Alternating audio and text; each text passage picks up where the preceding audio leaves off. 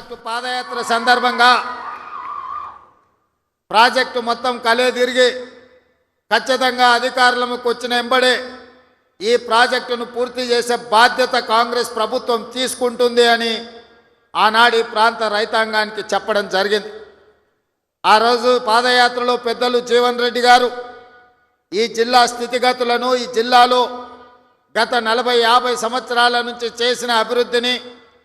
ఈ ప్రాంతానికి ప్రాతినిధ్యం వహించిన ప్రజాప్రతినిధుల గురించి వారు తెలియజెప్పినప్పుడు ఈ కరీంనగర్ గడ్డకు పరిపాలన చాతుర్యమే కాదు పోరాటాల పౌరుషం ఉన్నదన్న సంగతి ఆ పాదయాత్రలో కూలంకషంగా తెలుసుకోవడం జరిగింది. కొండగట్టు హనుమంతుడి ఆశీర్వాదం తీసుకొని ఖచ్చితంగా ఈ జిల్లా అభివృద్ధి కార్యక్రమాలలో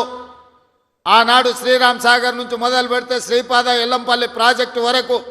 ఈ ప్రాంతంలో కట్టిన ప్రాజెక్టులు కాంగ్రెస్ పార్టీనే,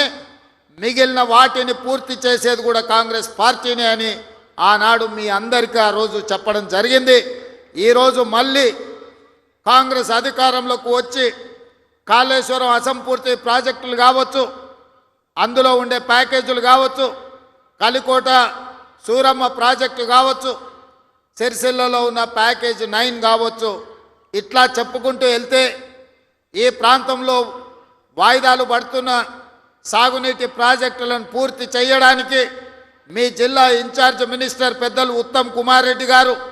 నిరంతరం సమీక్షిస్తూ, అధికారులను సమన్వయం చేస్తూ, ప్రజాప్రతినిధులతో సమాచారం తెప్పించుకుంటూ ఈ జిల్లా మీద ప్రత్యేకమైన శ్రద్ధ కనబరుస్తున్నారు.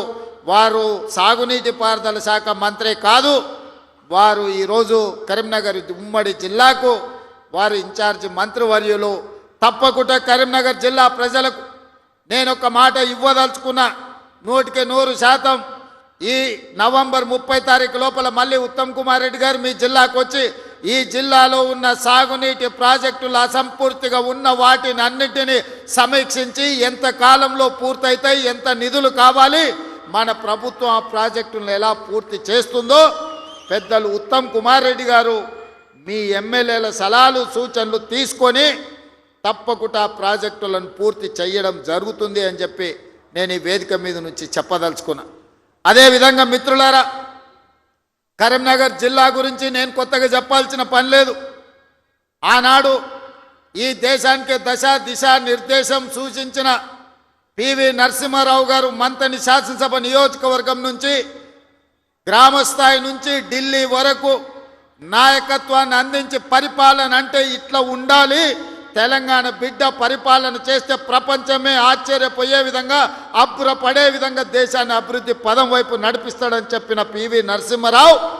మీ బిడ్డ, కరీంనగర్ బిడ్డ అని చెప్పి ఈ సందర్భంగా మనం గుర్తు చేసుకోవాలి.